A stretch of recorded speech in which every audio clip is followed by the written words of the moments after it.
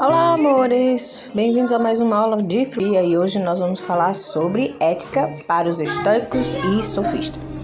Pensar no bem comum de uma cidade ou de uma comunidade estabelece alguma relação com a ética? Será que isso acontece com a sua cidade? Vamos ver. A primeira grande contribuição dos estoicos para a filosofia foi a reflexão sobre educação e conhecimento.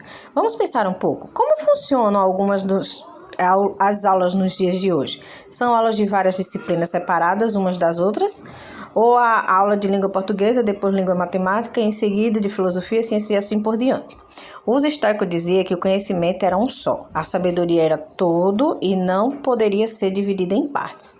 Os estoicos consideravam o estudo, o conhecimento e a sabedoria elementos importantes para a vida das pessoas. Eles diziam que para alguém encontrar a sabedoria era necessário que estivesse em harmonia com a natureza. Pense em uma árvore bem grande, cheia de frutos e folhas. Para esses filósofos, a árvore seria o conhecimento e os frutos seriam a ética.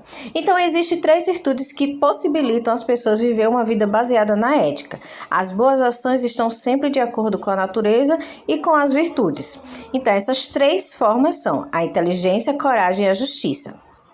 Outra ideia defendida pelos filósofos estoicos é sobre o destino do ser humano. Os estoicos acreditavam que, como o homem e a natureza deviam viver em harmonia e todas as coisas ocorriam espontaneamente na natureza, assim também deveria ser com as pessoas. Elas deveriam aceitar os acontecimentos em sua vida sem questionar ou lutar contra eles. Uma pessoa feliz é uma pessoa tranquila que não se perturba e não perturba o outro. Esse estado de espírito é alcançado por meio do autocontrole e da austeridade, aceitando os acontecimentos da vida sem reclamar.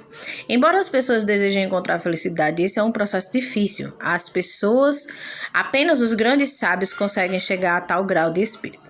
Sábio, portanto, é aquele que se mantém calmo e pacífico diante de qualquer situação, seja boa ou ruim. Para os estoicos, a felicidade encontra-se dentro de cada pessoa e não nas coisas do mundo.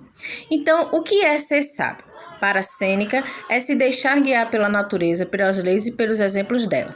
As pessoas deveriam se afastar do consumo exagerado, da vaidade e dos desejos que atrapalham a vida. Você pode perguntar, por que os gregos gostavam tanto de utilizar a fala e de aprender a falar em público? A resposta é simples. Naquela época, o exercício da política era feito exclusivamente nas praças.